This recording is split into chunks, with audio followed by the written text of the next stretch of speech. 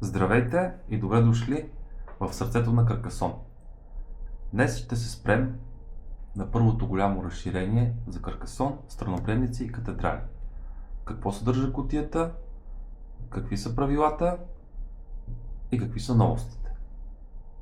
В кутията ще намерите комплект от 8 розови мипела плюс абат, 6 големи мипела в основните цветове, плочки за отбелязване на точките 50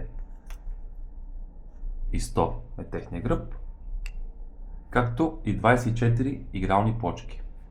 Първата основна разлика с предишното издание, което има 18 игрални плочки, е, както споменахме, това има 24 игрални плочки. 2 катедрали и 7 страноприемници. Старото имаше само 6 страноприемници. Ето това е една от новите плочки в това издание. Плочка с река. За мини разширението реката. Както виждате, дори има страноприемница на пътя. Искам да обърна специално внимание на тази плочка с страноприемницата. Тази страноприемница се отнася за тези два пъти. Двата горни пътя, не и за долния. Ето каква роля играят страноприемниците в това разширение. Когато завършите път и на него има страноприемница, това ви носи по една допълнителна точка за плочка от пътя. В този случай розовия ще получи 2, 4, 6, 8 точки, вместо нормалните 4.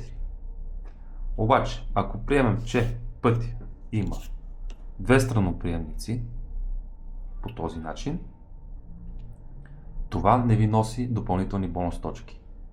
Пътя пак се отчита с едно с една страноприемница. 2, 4, 6, 8 точки. Същото правило важи и за катедралите, които се намират в завършена крепост. Те носят по една допълнителна точка за всяка плочка или щит.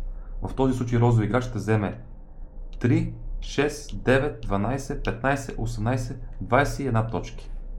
Сега нека да погледнем големия мипъл. Той е малко по-голям от нормалния мипъл. Има абсолютно същата функция с тази разлика, че се брои за два обикновени мипъла. Как работи това?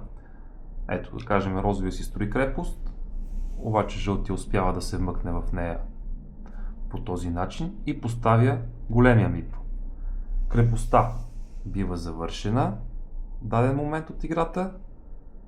В този случай жълтия има надмощие над розови играч и взима всичките точки за крепостта.